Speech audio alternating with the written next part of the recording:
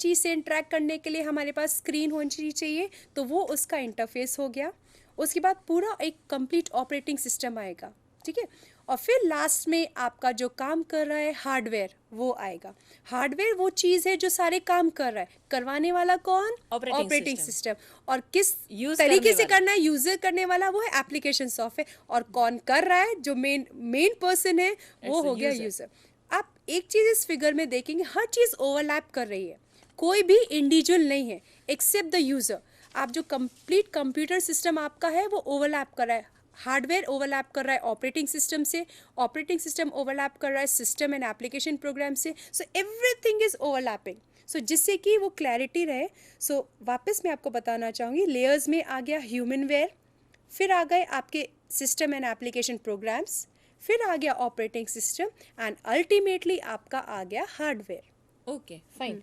अब भावना मैम, एक क्वेश्चन मैं आपसे ये पूछना चाहती हूँ कि अभी तो हमने डिफरेंट लेयर्स और वो उन सब के बारे में हमारे स्टूडेंट्स मित्रों को सभी ये बताया, बट इसके कोई और ऐसे कंपोनेंट्स हैं जो हमें ऑपरेटिंग सिस्टम समझने के लिए ज़्यादा क्लैरिटी दे सकते हैं?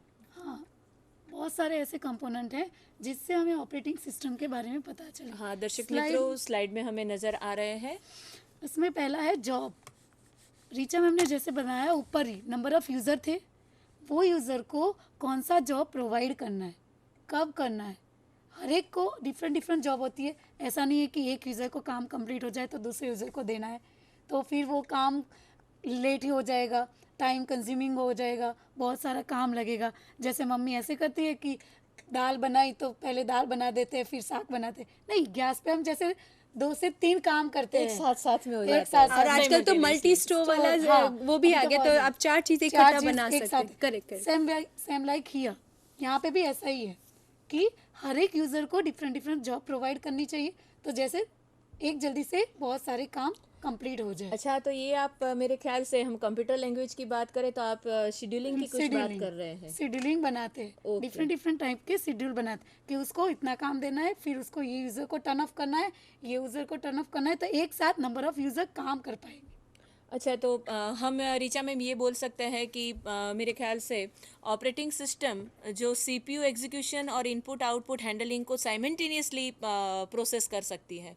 जी बिल्कुल सही बोला आपने ma'am. And that is the मेरे ख्याल से main feature of the CPU, CPU जो इनपुट आउटपुट हैंडलिंग और सीपीयू एग्जीक्यूशन जो प्रोसेस हो रही है वो साइमल्टेनियसली रन कर रही है। और मैम एक वर्ड मैंने ये भी सुना है कि ये तो आपने ऑनलाइन प्रोसेसिंग की बात करी, पर कुछ ऑफलाइन प्रोसेसिंग भी है जो हमारे, मुझे ऐसा लग रहा है कि दर्शक मित्रों को ज़्यादा इसकी क्लैरिटी देनी चाहिए। What is the offline processing actually operating સિસ્ટમમાં ઓફલાઈન એ એવી વસ્તુ છે કે જે વસ્તુ નથી અને એ વસ્તુને કરવાની છે કે જેને તાત્કાલિક નથી, એ ઓલરેડી એક્ઝિક્યુટ થાય જ છે. ઓકે. ધારો કે જેમ રીચા મેમે કીધું છે કે આપણે વર્ડ અને એક્સેલનું કામ કરીએ છીએ, તો હવે એના માટે કયું ઓપરેટિંગ સિસ્ટમ ચાલે છે, કઈ સિસ્ટમ કઈ એપ્લિકેશનને રન કરવા માટે જોઈએ છે, ક્યાં ડેટા સ્ટોર કરવાના છે, કઈ લેંગ્વેજમાં સ્ટોર કરવાના છે, કયા ફોન્ટ યુઝ થાય છે વર્ડમાં એપ્લિકેશન બનાવવા માટે, તો એ માટે એ ઓલરેડી એક્ઝિક્યુટ કરેલું છે જે ઓફલાઈનમાં એક્ઝિક્યુટ થાય છે. પ્રીચા મેમ, આગળ હજી આપણે એક દર્શક મિત્રોને એ પણ બતાવવું છે કે ऑपरेटिंग सिस्टम में इवोल्यूशन कैसे हुआ, पहले कैसे वर्क हो रहा था, अभी कैसे वर्क हो रहा है, ये हमें बताना है। क्योंकि पहले हमने ये भी सुना है कि serial processing is there and multiprogramming and uniprogramming और उसका मेमोरी मैनेजमेंट और टाइम शेड्यूलिंग, ये बहुत सारे वर्ड्स ऑपरेटिंग सिस्टम में we say that it's a ocean. Fine, तो उसमें हम ये जानना चाहते हैं कि ऑपरेटिंग सिस्टम का इवोल्यूशन कैसे हुआ, या फिर उस इवोल्यूशन में हम कौन से ऐसी प्रोसेसेस है या फिर कौन से ऐसे शेड्यूल है जिसको हम मैनेज करते हैं या यूटिलाइज करते हैं। ये तो बहुत अच्छी बात पूछी आपने, क्योंकि इवोल्यूशन मतलब हमें हर चीज़ का पता होना चाहिए। एक बिल्डिंग कैसे बनती है, जब तक उसका फाउंडेशन ही नहीं है तो बिल्डिंग कैसे तैयार, तो फाउंडेशन किससे मिलके बना हुआ है वो सबसे ज़्यादा इम्पॉर्टेंट होता है। तो बेसिकली बिल्डिंग तो कंक्रीट से मिलके बनी हुई होती है, तो इसी तरीके से ऑपरेटिंग सिस्टम की नींव कहाँ से रखी गई वो हम देखते हैं। आपको ये तो पता होगा कि हमारे जब जनरेशन्स ऑफ कंप्यूटर्स आए थे तो सबसे पहले हमारे कंप्यूटर्स बहुत बड़े साइज़ के होते थे, उसमें वैक्यूम ट्यूब से काम लिया जाता था। हर काम को आप वो इमेजिन कर सकते हो, जब आप किसी फेट में या मेले में जाते हो तो एक बलून्स लगे हुए होते हैं, आप उसे गन शॉट से शॉट करते हो, तो आप सोचिए वो जो बलून्स एक लाइन में लगे हुए होते हैं, तो वैसे ही आपके वैक्यूम ट्यूब्स होती थी। उसके बाद आपके आए ट्रांजिस्टर्स, तो आपका साइज़ थोड़ा कम हुआ। फिर आपके पास इंटीग्रेटेड सर्किट्स आए, इंटीग्रेटेड सर्किट्स के बाद में आपके पास VLS आए, वेरी लार्ज इंटीग्रेटेड सर्किट्स आए, एंड फाइनली अभी आप आर्टिफिशियल इंटेलिजेंस से डील कर रहे हो। तो इससे क्या हुआ, जो जो चीज़ें आती गई तो कंप्यूटर का साइज़ कम होता गया। ओके। तो अब स्टार्टिंग में तो सारा इलेक्ट्रिसिटी मैनेजमेंट था, मैकेनिकल कंप्यूटर्स थे। जो चार्ल्स बेबेज ने, जो फादर ऑफ कंप्यूटर जिन्हें हम Yes. बोलते हैं, उन्होंने एक उनका जो फर्स्ट मशीन उन्होंने डिज़ाइन की थी वो थी एनालिटिकल इंजन, एग्जैक्टली। जिसके बेस पे हमारी ये सारी कैलकुलेशन बेस्ड होती है।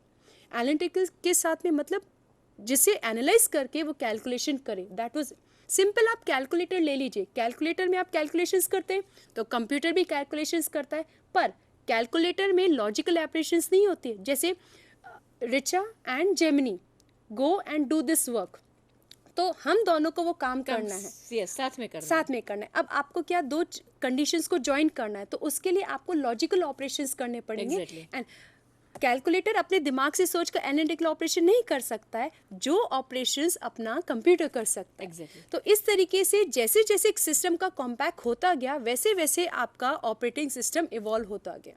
तो शुरू में तो ऑपरेटिंग सिस्टम बहुत रेस्ट्रिक्ट था, बस इतना सा काम ही करना है, आगे कुछ नया नहीं करना है, ठीक है। तो वो शुरू में था, बट आजकल जो प्रेजेंट मोमेंट के लिए आ गया उसमें बहुत सारे फीचर्स हैं।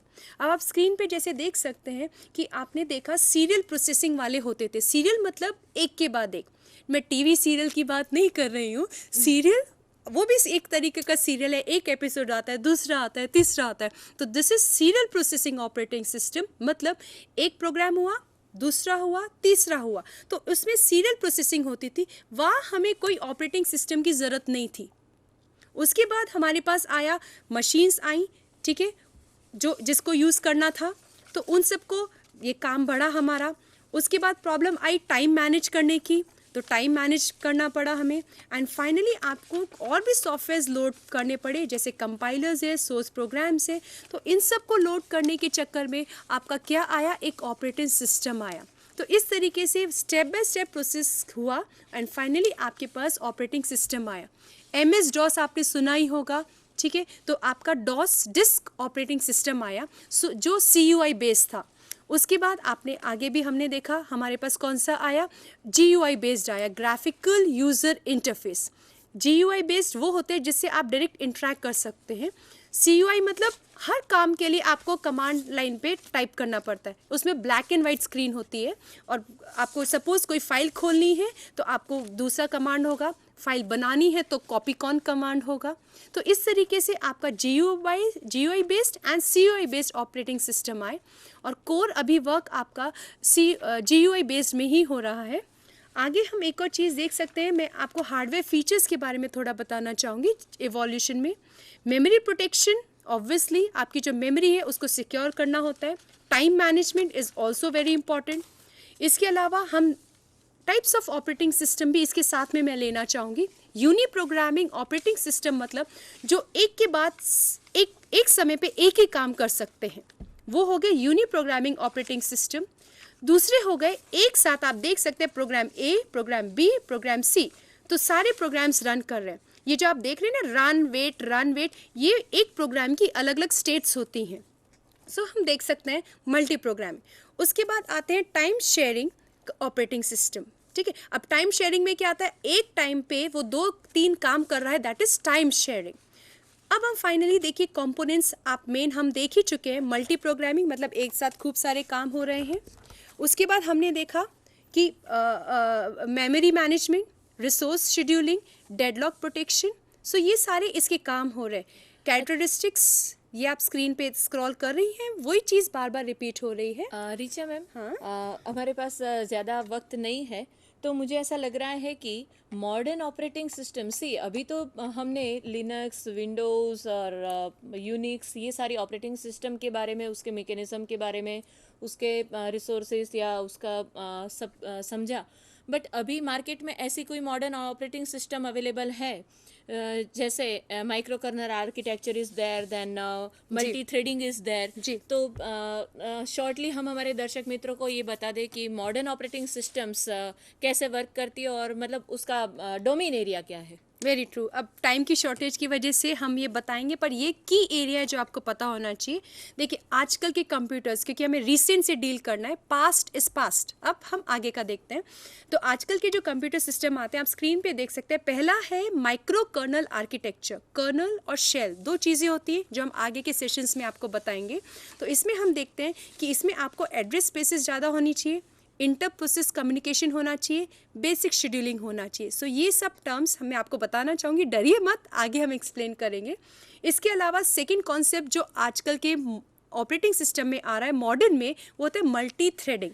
रीचा, मैं मल्टी थ्रेडिंग के बारे में यदि मैं बोलूँ तो see so many processes is divide into the particular thread, और we say that you know ગુજરાતીમાં તો લગભગ આપણા જે ગર્લ્સ દર્શક મિત્રો છે, જે આપણી ગર્લ્સ સ્ટુડન્ટ્સ છે, એ બધીને જો એક વસ્તુ હું યાદ કરાવી દઉં, what is actually the threading is, C one pipe is there, એક પાઇપ જેવું હોય. ફોર એક્ઝામ્પલ તમારો વાળ માની લો, માથાના વાળના સૌથી નીચેના છેડા છે ને એ એકી સાથે 4-5 ભાગમાં ડિવાઈડ થઈ ગયા હોય ને પછી આપણે એને કટિંગ કરાવીએ, કારણ કે એ એકદમ એક જ સિંગલ પાઇપમાંથી સ્પ્લિટ થઈ જાય છે લાઈક થ્રેડ. તો મલ્ટી થ્રેડિંગ એ એવી વસ્તુ છે કે એક જ પ્રોસેસમાંથી અલગ અલગ સાયમલ્ટેનિયસલી પ્રોસેસ આપણે એક્ઝિક્યુટ કરીએ છીએ, અને એને જે આપણે કહી શકાય કે ડિસ્પેચેબલ યુનિટ ઓફ વર્ક. અને બીજું એનું મેઇન ફંક્શન છે કે એક્ઝિક્યુટ ધ સિક્વન્સલી એન્ડ ઇટ્સ ઇન્ટરપ્ટેબલ. મે બી એ ગમે ત્યારે ઇન્ટરપ્ટ પણ થઈ શકે એવું પણ છે. અને ઇટ્સ આ પ્રોસેસ એક એવી છે, મલ્ટી થ્રેડિંગ પ્રોસેસ એ એવી પ્રોસેસ છે કે એ એક સાથે ઘણી બધી થ્રેડિંગનું કોમ્બિનેશન પણ હોઈ શકે. It's we say that it's a collection of more than one or more threads. એટલું આપણે કોઈ એક વ્યક્તિ માથે બહુ જ બધું કામ આપી દઈએ કે એને ઘર બી હેન્ડલ કરવાનું, એની ઓફિસ બી હેન્ડલ કરવાની, એને સોશિયલ વર્ક બી હેન્ડલ કરવાનું, એને જો એ જ એજમાં જો એ ભણી રહ્યું હોય તો એક સાથે એટલા બધા વર્ક હેન્ડલ કરે છે. Resources only one, person is only one, but એ જે હેન્ડલ કરી રહ્યો છે એ એક સાથે, જેને કહેવાય ને કે મારે ગુજરાતીમાં તો એવી કહેવત છે કે એક સાથે 4 ઘોડા ઉપર સવાર થયો છે. તો 4 ઘોડા ઉપર સવાર થવાની જે વાત છે ને એ મલ્ટીટાસ્કિંગ થઈ, પણ આપણે મલ્ટી થ્રેડિંગની વાત કરીએ છીએ કે 4 ઘોડા ઉપર તો સવાર છે જ સાથે, પણ એક સાથે 4 ઘોડાઓની લગામ એક માણસે પોતાના હાથમાં રાખી છે, and that is the multi threading. इसके अलावा मैडम एक और भी चीज़ हम बताना चाहते हैं कि semantic multi processing, what is that ma'am? Okay, symmetric multi process मतलब देयर आर मल्टीपल प्रोसेसेस, अलग अलग काम हो रहे हैं और ये सारे के सारे शेयर कर रहे हैं, मेमोरी को भी और इनपुट आउटपुट को भी शेयर कर रहे हैं, और ये सारे प्रोसेस हो रहे हैं सेम फंक्शन के माध्यम से. मतलब एक समय पे बहुत सारे काम हो रहे हैं, बहुत सारी शेयरिंग हो रही है और बहुत सारे एक ही प्रोग्राम के माध्यम से हो रहे हैं. अब लास्ट मैं आपको एक और ऑपरेटिंग सिस्टम के बारे में बताना चाहूँगी, डिस्ट्रीब्यूटेड ऑपरेटिंग सिस्टम. जैसे आपको पता है मोबाइल नेटवर्क्स है वो भी डिस्ट्रीब्यूटेड वे में काम करता है, तो ऑपरेटिंग सिस्टम भी आजकल डिस्ट्रीब्यूटेड आते हैं. इसमें क्या होता है, it provides the illusion of single main memory space and secondary memory space. Illusion मतलब आपको प्रतीत तो होता है कि सिर्फ एक ही है आपकी मेमोरी स्पेस, बट आप देखेंगे वर्चुअल मेमोरी, अभी मैं आगे आपको बताऊंगी, ये सब चीज़ें जो कॉन्सेप्ट्स आ रहे हैं जो एग्जिस्ट नहीं करती है बट वो होती है. तो ऐसी तरीके के ऑपरेटिंग सिस्टम होते हैं ये. लास्ट यस, एक लास्ट रह गया जो मैं बोल रही थी कि object oriented design. Yes Richa ma'am, आप क्या बता रहे थे? ये जो ऑब्जेक्ट ओरिएंटेड डिज़ाइन वाला जो ऑपरेटिंग सिस्टम होता है, आपको पता है ऑब्जेक्ट ओरिएंटेड लैंग्वेजेस होती है जो बहुत पावरफुल होती है. वेब डिज़ाइनिंग के काम भी आप ले रहे हैं और बहुत सारे के काम ले रहे हैं, तो वो तो ऑपरेटिंग सिस्टम के भी ऐसे रूप आए हैं. इसमें क्या होता है, it is used for adding modular extension to a small kernel. ये हम डिटेल में बाद में पढ़ेंगे, अभी डरिए नेक्स्ट सेशन में श्योर हम आपको बताते हैं. ठीक है, अब इसके बाद आपने it enables programs to customize an operating system without disrupting and integrating. So ये अपने हो गए 4-5 तरीके के ऑपरेटिंग सिस्टम मॉडर्न वाले, पुराने वाले पास्ट वाले चले गए, तो अभी करंट में ऑब्जेक्ट ओरिएंटेड डिज़ाइंस आ रहे हैं. એક્ઝેક્ટલી. તો દર્શક મિત્રો, આજે આપણે ઓપરેટિંગ સિસ્ટમનો આખો ઓવરવ્યૂ જોયો, એના આર્કિટેક્ચરને સમજ્યા, એના લેયર્સને સમજ્યા, અને સાથે સાથે મેમરી મેનેજમેન્ટ કઈ રીતે થાય છે, રિસોર્સ એલોકેશન કેવી રીતે થાય છે, અને વર્ક ડિસ્ટ્રીબ્યુશન કઈ રીતે થાય છે, એનું આપણે ગ્રાફિકલ રિપ્રેઝન્ટેશન જોયું. અને આવતા સેશનમાં આપણે ઓપરેટિંગ સિસ્ટમને ઇન્સ્ટોલ કેવી રીતે કરી શકીશું અને અલગ અલગ ઓપરેટિંગ સિસ્ટમ ઉપર વર્ક કેવી રીતે કરીશું એ આપણે નેક્સ્ટ સેશનમાં સમજીશું. ત્યાં સુધી સૌ દર્શક મિત્રોને અમારા થેન્ક્સ. Thanks and all.